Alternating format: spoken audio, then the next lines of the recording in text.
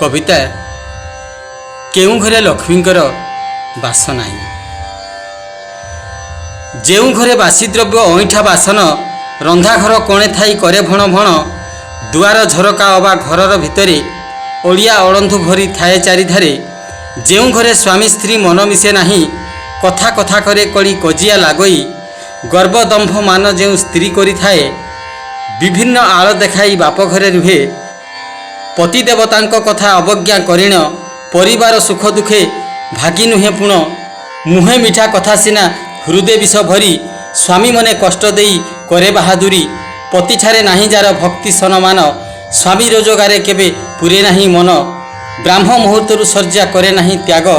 स्वामी को न बाढ़ी निजे स्त्री खाए आग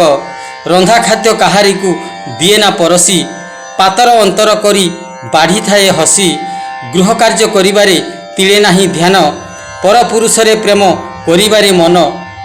जेउ अर्धांगिनी मने नाही श्रद्धा प्रीति स्वामी संग साथी रे जा बळे नाही मती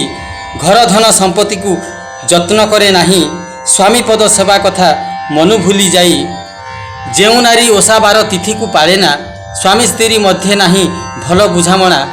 अल्परे संतुष्ट नही बेसी आशा करे घर कथा अन्य आगे प्रकाश होई धीरे स्वामी अनुपस्थिति को जीए भल पाए फेरिबा बाट को जार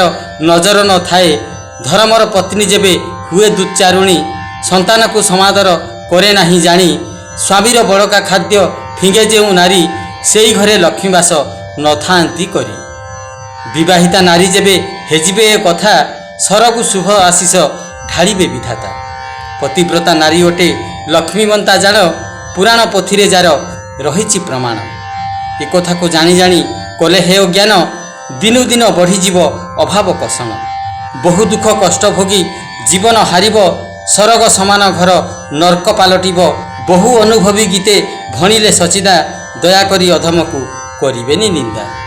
बंधुगण आज एतिकी पुणी आरथरकू नमस्कार।